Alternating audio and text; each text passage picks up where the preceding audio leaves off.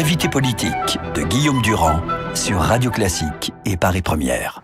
Bienvenue, nous allons commenter ensemble évidemment Bonjour. les chiffres du chômage. Bonjour. Hier, évidemment, ce commentaire des chiffres vous a permis de parler des attentats, du tourisme qui connaît une crise terrible en France. Ce matin, la presse retient essentiellement les aspects politiques et au fond dit, je pense à Nicolas Bétou, au Figaro, ou même à des journaux de gauche, François Hollande est discrédité sur ce thème qui est fondamental.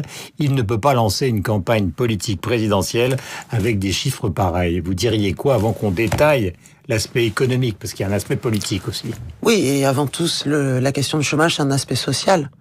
Avant les commentaires politiques, s'agissant de la question que vous me posez sur le président de la République, il a dit qu'il prendrait sa décision d'ici la fin de l'année. En tout cas, les chiffres mensuels, certes négatifs, qui ont été annoncés hier sur le mois d'août, ne remet pas en cause ni la trajectoire, ni le chemin parcouru en la matière.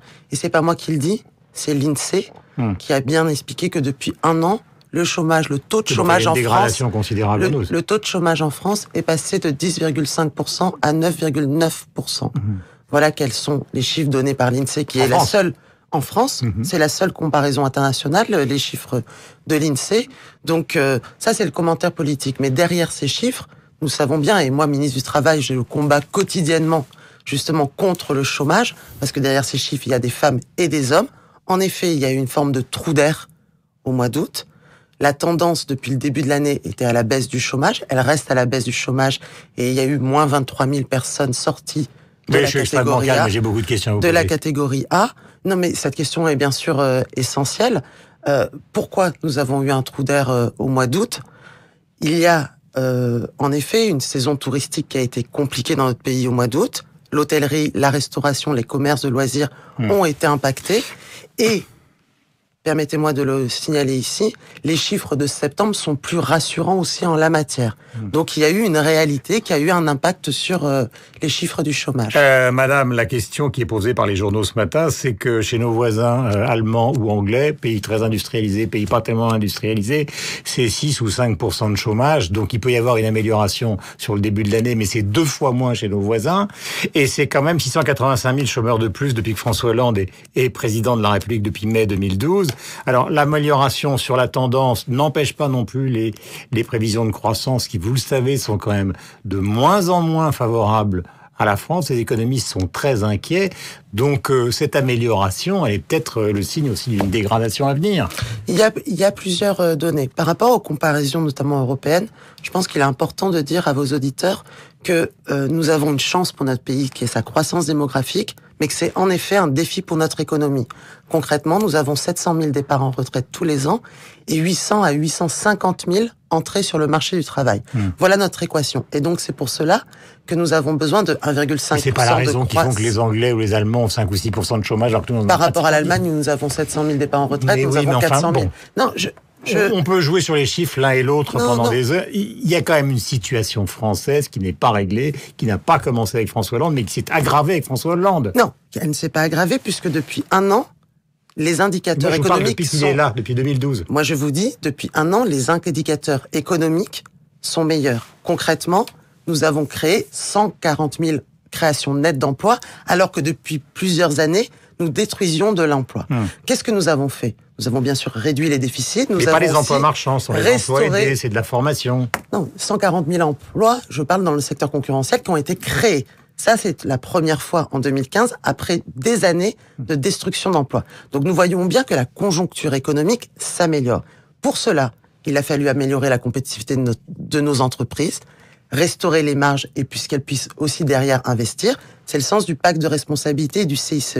Et il y a en effet des réformes structurelles qui sont nécessaires et qui étaient nécessaires dans notre pays, et notamment la loi travail que j'ai portée le 8 août dernier, est là pour apporter cette réforme structurelle. Donc il y a des mesures conjoncturelles et des mesures structurelles qui ont été mises en œuvre. Aujourd'hui, les indicateurs, malgré ce chiffre, en effet, qui est décevant sur le mois d'août, les indicateurs économiques et les prévisions de croissance confirmées par Michel Sapin à 1,5 demeurent. Et personne n'y croit. Donc, pardonnez-moi, mais il y a une bataille de chiffres. J'ai lu tous les journaux ce matin. Il n'y a pas un économiste qui ne croit à ces prévisions de croissance du gouvernement. Mais par exemple, je vais vous dire, d'autres l'an dernier ne croyaient pas non plus aux prévisions de croissance du gouvernement et elles se sont réalisées et même elles ont été meilleures que prévues. Donc vous voyez bien que sur ces questions-là, l'UNEDIC, je vais vous prendre, l'UNEDIC a souvent des prévisions pessimiste. Plus pessimiste que l'INSEE, exact. Exactement. L'UNEDIC prévoit d'ici la fin 2016 une diminution de 124 000 demandeurs d'emploi en catégorie A. Donc nous voyons bien qu'il y a des indicateurs. La reprise économique est là. Elle reste fragile, je le conçois tout à fait. Mais nous voyons bien que dans certains secteurs, notamment dans le bâtiment, nous sommes sur une reprise. Nous voyons bien que les marges des entreprises se sont restaurées. Donc l'enjeu, c'est de continuer et de renforcer cette accélération. Je lis les journaux. Nicolas Bétou dans l'Opinion, c'est un désastre. Les critiques de Nicolas Sarkozy qui dit que cette conduite de la politique économique et de l'emploi, c'est absolument n'importe quoi. Critique violente aussi d'Alain Juppé qui a publié un livre sur l'emploi, considérant justement que les réformes de structure, il parle même de votre loi, sont venues mais trop tard et pas assez. Donc en fait, si vous voulez, on a l'impression d'une sorte de dialogue de sourds dans la société française. Il y a que d'un côté, vous dites, ça va plutôt un peu mieux, et c'est une souffrance sociale, et les autres vous répondent, la politique économique du gouvernement, c'est absolument n'importe quoi, depuis maintenant le début du quinquennat de François Hollande, à cause des zigzags. Donc il y a quand même un aspect politique dans tout ça. Personne n'oublie la souffrance. J'entends bien qu'il y a un aspect politique dans tout cela. Aujourd'hui, on est dans une campagne électorale. Quand Nicolas Sarkozy nous fait la leçon sur le plein emploi, en oubliant qu'il a été président de la République pendant 5 ans, je voudrais donner 3 chiffres de son bilan. C'est 600 milliards d'euros de dettes supplémentaires, c'est 800 000 chômeurs supplémentaires et 100 000 chômeurs jeunes supplémentaires.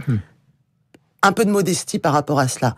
Moi, ce que je vous dis, c'est qu'aujourd'hui, la politique du gouvernement a été à la fois de réduire les déficits, de le faire dans la justice, de préserver notre modèle social et de restaurer la compétitivité à travers, vous le savez bien, qu'au sein de la gauche, 2 ans, François Hollande a fait n'importe quoi, qu'il a pris conscience après 2 ans qu'il fallait... Nous n'avons pas fait n'importe quoi puisque nous avons... Je parle des 2 premières années, finalement 2 années ont été perdues et qu'on essaie de rattraper avec la baisse des charges et effectivement la loi El Khomri qui est la vôtre, même si elle n'est pas, disons, suffisamment intense. Je parle du point de vue de l'opposition, je parle pas évidemment de mon point de vue. Tout ça, c'est 2 ans d'années perdues. Et qui pose un problème considérable parce qu'effectivement, on est dans la souffrance des Français. D'où la question qui est reposée et politique, pardonnez-moi de revenir là-dessus, peut-il se représenter sur des bases pareilles ? La décision de se représenter lui appartient et il a indiqué qu'elle sera prise d'ici la fin de l'année. Moi, je vous dis, les chiffres mensuels, depuis qu'ils soient bons ou mauvais, je le dis à chaque fois, il faut regarder les choses en tendance. Je le dis pourquoi ? Parce que nous savons bien que nous avons des variations mensuelles extrêmement fortes d'un mois à un autre. C'est une réalité. C'est pour cela qu'on regarde quel est le taux dit par l'INSEE. Et le taux dit par l'INSEE dit qu'en 1 an, nous sommes passés de 10,5 à 9,9. Donc la version de la courbe, elle est là. Quand on regarde les chiffres de l'INSEE. J'ai plusieurs petites questions. Combat, permettez-moi juste, le combat. Parce que, en effet, cette souffrance sociale, il faut y répondre par une multiplicité de réponses. La première, c'était renforcer la compétitivité des entreprises. La seconde, c'est comment nous pouvons renforcer aussi, parce que nous avons des demandeurs d'emploi qui sont parfois pas suffisamment qualifiés et qui peinent à retrouver un emploi. C'est le plan 500 000 formations que nous avons lancé en janvier. Mais les gens vous disent que c'est une manière de sortir les chiffres, de sortir des gens des chiffres du chômage en leur donnant des formations payées par l'État, un État qui est archi-endetté. Vous connaissez ces arguments parce que vous êtes... La formation doit aller à ceux qui en ont le plus besoin. Quand vous avez 2 millions de demandeurs d'emploi qui ont un niveau inférieur au bac, 600 000 inférieur au CAP, nous savons bien que c'est eux qui restent durablement au chômage. Donc tout l'enjeu de ce travail du plan 500 000 que nous faisons avec les régions, et les régions, vous savez qu'elles ne sont pas toutes de gauche, qui sont partenaires avec nous dans ce cadre-là, c'est de regarder quels sont les emplois non pourvus. Bassin d'emploi par bassin d'emploi. Parce que nous avons en effet dans notre pays... Et on les sort des statistiques ou on les sort pas les statistiques? Non, ils ne disparaissent pas des chiffres de Pôle emploi, ils passent en catégorie D, et et vous savez bien que les formations ne vont pas durer 8 mois jusqu'à la fin du quinquennat. Mais franchement, je suis face à vous ce matin, vous n'avez pas été quand même choqué par ces chiffres. Je pense à titre personnel, vous êtes ministre. Parce que là, vous me sortez des chiffres, mais enfin, c'est quand même pour Guillaume Durand, je vous parle. C'est quand même problématique. Vous êtes citoyenne française, je suis citoyen français, ça fait des années que ça dure, le chômage. Tous nos voisins font mieux que nous, et nous, on est là en train de dire, oui, la conjoncture s'améliore. Guillaume Durand, bien évidemment, ces chiffres sont décevants. Ces chiffres sont décevants, mais nous anticipions, dans certains secteurs, qu'il y allait avoir un ralentissement. Nous savions, j'étais avec Jean-Marc Ayrault le 13 septembre dernier dans le comité d'urgence du tourisme. Nous ne restons pas les bras ballants. 10 millions d'euros sont mis justement pour la destination France. Nous savons qu'en septembre, ça va mieux. Et je vais vous dire un élément, des mesures concrètes s'agissant du tourisme. En Ile-de-France, suite aux attentats de novembre dernier. Nous avons développé l'activité partielle, c'est-à-dire que nous aidons les entreprises de ce secteur qui ont une baisse d'activité, nous formons leurs demandeurs d'emploi, nous formons leurs salariés, pendant que ces salariés sont donc en activité partielle dans l'entreprise. Nous avons mis 18 millions d'euros et 1200 salariés d'Île-de-France ont été formés parce qu'ils étaient en activité partielle. Donc nous ne restons pas les bras ballants s'agissant de ce qui se passe dans le secteur du tourisme et nous notons qu'en septembre, ça va beaucoup mieux de ce point de vue-là. Il nous reste 2 minutes et il y a plusieurs problèmes qu'il faut traiter ensemble qui n'ont strictement aucun rapport. Alstom, journée de protestation. Quel est le plan pour requalifier les gens du secteur donc de l'entreprise de Belfort? Qu'est-ce qu'on fait? Alors, qu'est-ce que le gouvernement va faire? Le président de la République, il ne faut pas fermer le site de Belfort. D'accord. Cyrus a dit qu'on allait trouver une solution, mais laquelle? À partir de là, Christophe Sirugue et Alain Vidalis travaillent justement sur le plan de cas, sur les commandes qui peuvent être données à cette entreprise Alstom à Belfort. Il y a bien sûr le dialogue social qui est présent, qui doit être essentiel, et on voit bien que la question de la restructuration d'une entreprise ne peut pas se faire sans et contre les salariés. Montebourg pense qu'il faut requalifier à Belfort un certain nombre de commandes qui ont été faites de locomotives pour l'Inde, etc. Voire même, il demande à Sapin d'utiliser son autorisation ministérielle pour, au fond, donner les ordres à Alstom. Écoutez, Arnaud Montebourg a été ministre de l'économie. Il sait bien que sur ces questions-là, tout n'est pas possible dans ce cadre-là. Laissons actuellement Christophe Sirugue et Alain Vidalis trouver des solutions par rapport à Alstom. C'est tout l'enjeu de cette semaine. Une question à caractère politique. Vous savez que des grands flics ont été placés en garde à vue. Ils sont proches de Nicolas Sarkozy. Est-ce que ce sont des interventions de la justice qui ont un caractère politique ce matin? Je ne peux pas m'exprimer sur ce dossier-là. Pourquoi? Je ne peux pas m'exprimer parce que je n'en connais pas les enjeux. Enfin, vous êtes une responsable politique. Je suis une responsable politique, mais en l'occurrence, s'agissant de ce dossier-là, je n'ai pas d'éléments à vous apporter. Parce que les gens considèrent que peut-être que tout d'un coup on les entend brutalement à un moment où François Hollande essaye de lancer une campagne qui est encore Moi, difficile. je fais confiance à la justice de mon pays et je sais bien qu'elle est indépendante. Et elle reste indépendante. Myriam El Khomri, vous avez 38 ans comme Emmanuel Macron et tout le monde sait que vous n'avez jamais été très sévère avec lui, dans le bon sens du terme, plutôt même chaleureuse à son égard. Est-ce que fondamentalement, puisqu'on parle de chômage, la génération des gens qui ont plus de 60 ans, ils n'ont pas tous échoué? Est-ce qu'il ne serait pas temps finalement que la gauche devienne Macron?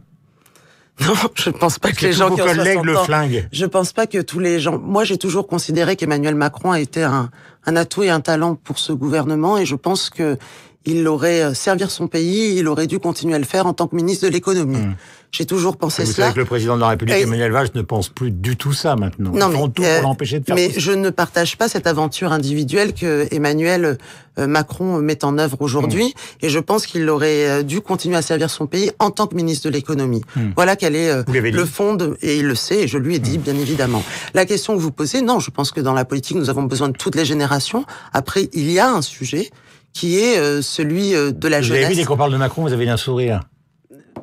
Parce que bien sûr que j'ai un... Le même sourire n'était pas forcément évident quand on parlait de la gestion du chômage par François Hollande.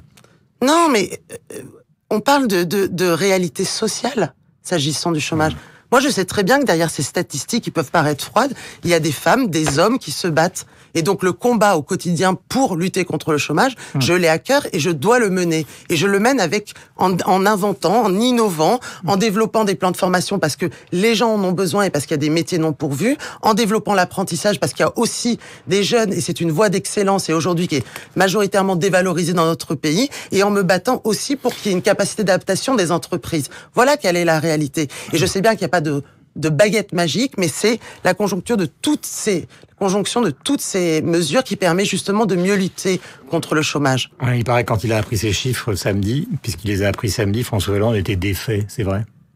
Non. Le président de la République n'est pas défait. Je crois qu'il faut se rendre compte que les chiffres mensuels n'ont pas montre bien sûr une situation à un point durant le mois d'août, mais non, ne sont pas plus 50 000 et sont décevants, mais ne sont pas l'alpha et l'oméga de la politique qui est menée. Je crois que c'est important de prendre aussi du recul par rapport à cela et de voir aussi l'ensemble. Pour une éventuelle candidature, parce que Jean-Marie Le Guen commence à dire finalement une campagne ne doit pas être liée aux chiffres du chômage. C'est une sorte de sauvetage en pleine mer. Le président de la République prendra ses responsabilités et prendra sa décision. Je vous rappelle, Guillaume Durand, qu'il y a un chiffre, c'est celui de l'INSEE. Le chômage a baissé de 10,5 à 9,9% en un an. Voilà la réalité. Merci beaucoup Myriam El Khomri d'être venue donc défendre votre politique sur l'antenne de Radio Classique et de Paris Première ce matin. Bonne journée à vous. Merci à vous. La formule consacrée et sincère, la pub. C'était l'invité politique sur Radio Classique et Paris Première.